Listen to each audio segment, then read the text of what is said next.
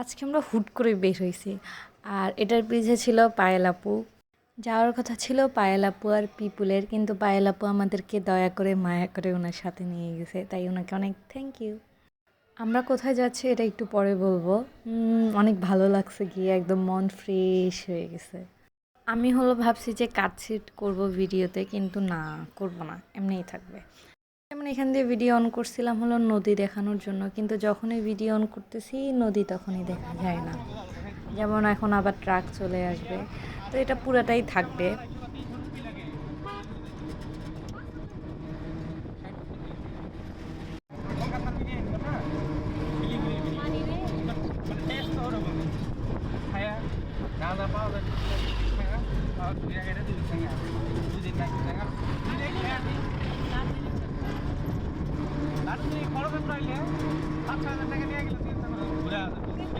কিন্তু দার্জিলিং মিনিমাম তো 15,000 টাকা আমাদের টাকা।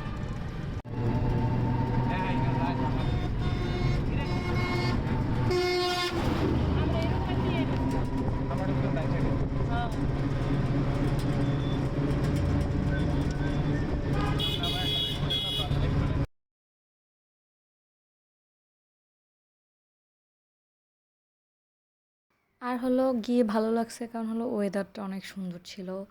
মানে ফোনে এত ভালো বোঝা যাইতেছে না, কিন্তু সরাসরি যখন গেছিলাম কালকে অনেক ভালো লাগতেছিল। আমি মনে হয় অনেক বছর পর গেছি। এই কয়েক বছরে যাওয়া হয়নি, এই জন্য পুরো চেঞ্জ ছিল।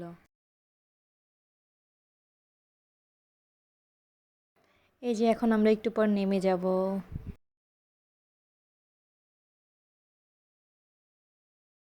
পিপুলরা গেছে নৌকা ঠিক করার জন্য, এই ফাঁকে আমি ভিডিও করে নিতেছি। আর এখন আমরা নৌকায় উঠবো, আমার অনেক মজা লাগতেছে। আচ্ছা যাই হোক, কালকে আর কি লাগছিল। তুমি যাও, আসতে যাও, আমি পারবো।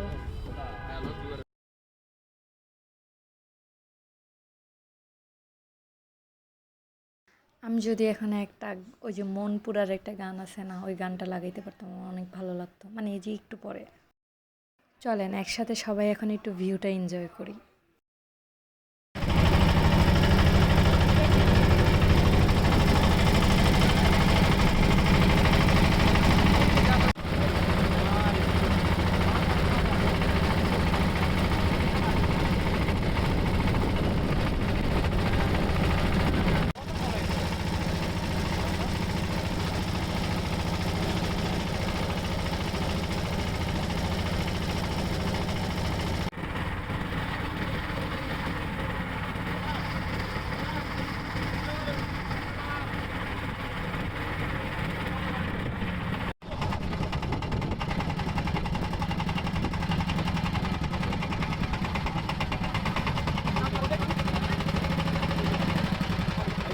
দেখতে দেখতে একদম অন্ধকার হয়ে গেছে।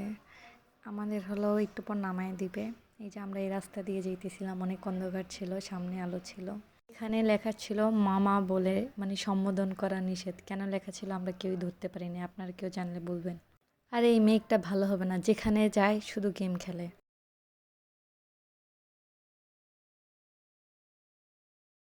একটুক চায়ের দাম কত ছিল জানেন? 50 টাকা মাত্র। আজকের মতো এখানে শেষ করছি। আল্লাহ হাফেজ সবাইকে।